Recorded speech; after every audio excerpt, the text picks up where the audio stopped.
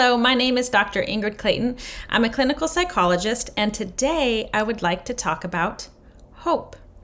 So we've all heard it, this phrase, don't lose hope, don't give up, hang in there, right? We all love a good fight song. We all love a good rah-rah. And yet, when we're talking about complex trauma, which in essence is relational trauma, what tends to be in order instead of not losing hope is actually, we need to go ahead and lose that hope.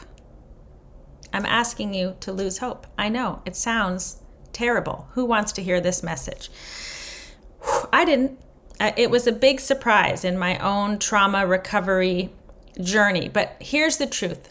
If you have been, or if you are currently still in relationship to people that are emotionally abusive, dysfunctional, manipulative, that they gaslight, they're narcissistic, they're deeply neglectful, they can't see you. What we can do in response to that as this trauma response is, you're going to change your mind. I'm going to convince you one day it's going to change. Well, I know you have these other good sides, and one day they're going to be bigger than these sort of dark sides. And so we hold on to this hope.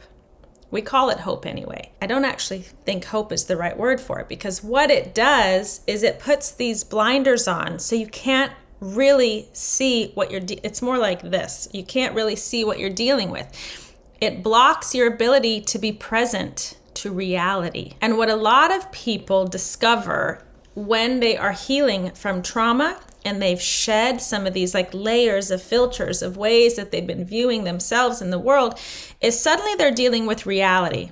And when you're dealing with reality, things tend to look a lot different.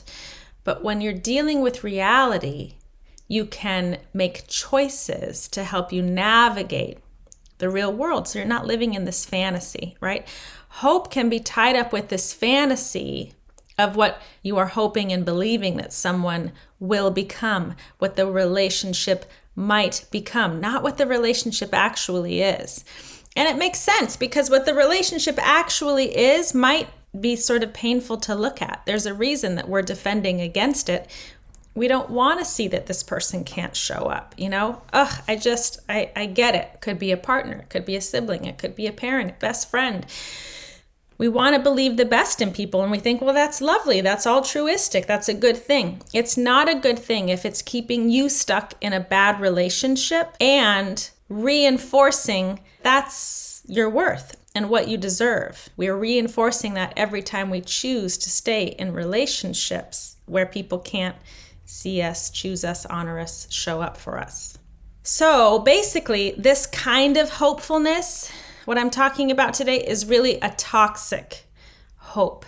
In my experience, this has gone hand in hand, my sort of hopefulness, with projection, right? So often we talk about projection in terms of projecting the things that you don't really want to own and see about yourself onto other people. There's that saying, if you spot it, you got it, where you're like, ooh, that kind of repels me because it's a piece of me that I don't really want to see. But we can also project our goodness and our capacity. So I have done that a lot, I'm realizing now, throughout my life as a trauma survivor, where I'm wanting to grow and change and be better and heal. And so I'm projecting this onto everyone else in my life. Clearly they want the same things. They have the same capacity, when in reality, a lot of them don't. And so letting go of that hopefulness is also dropping my own projections, and I get to see people for who they are. I get to see people for the actual behavior that they're exhibiting today and that they have exhibited,